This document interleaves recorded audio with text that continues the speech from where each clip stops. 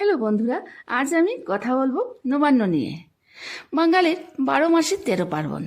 কৃষি প্রধান বাঙালির এরকম একটা উৎসব হলো নবান্ন। নবান্ন শব্দের অর্থ নতুন অন্ন। বাংলার কৃষিজীবী সমাজে শস্য উৎপাদনের বিভিন্ন পর্যায়ে যে সকল আচার অনুষ্ঠান ও উৎসব পালিত হয়, নবান্ন তাদের মধ্যে অন্যতম। নবান্ন উৎসব হল নতুন আমন ধান কাটার পর সেই ধান থেকে প্রস্তুতকৃত চালের প্রথম রান্না উপলক্ষে আয়োজিত উৎসব। সাধারণত অগ্রহায়ণ মাসে আমন ধান পাকার পর এই উৎসব অনুষ্ঠিত হয়।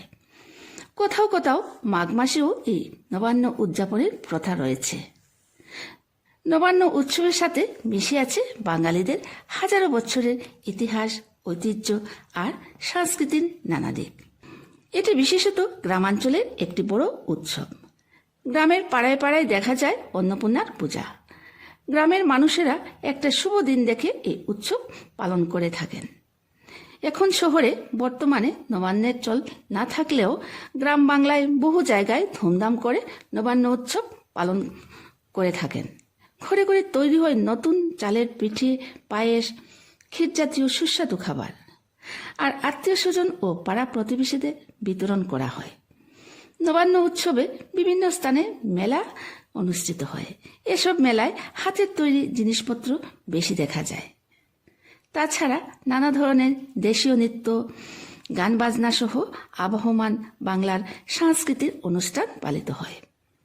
বড় মেলার আয়োজন হয়, সেখানে লাঠি খেলা, বাউল গান, নাগরদোলা ইত্যাদি, আর চালের তৈরি পিঠে ও অন্যান্য খাবার। নাচ আর গানে মুখরিত হয় মেলা প্রাঙ্গণ।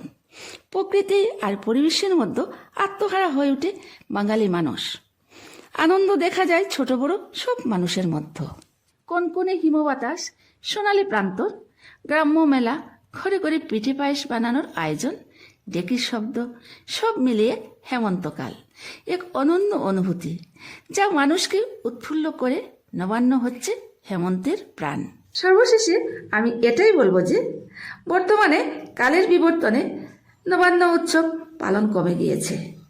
তো সেই হেতু আমাদের দায়িত্ব আমাদের ঐতিহ্যবাহী অনুষ্ঠান প্রতি বছর পালন করা। ধন্যবাদ।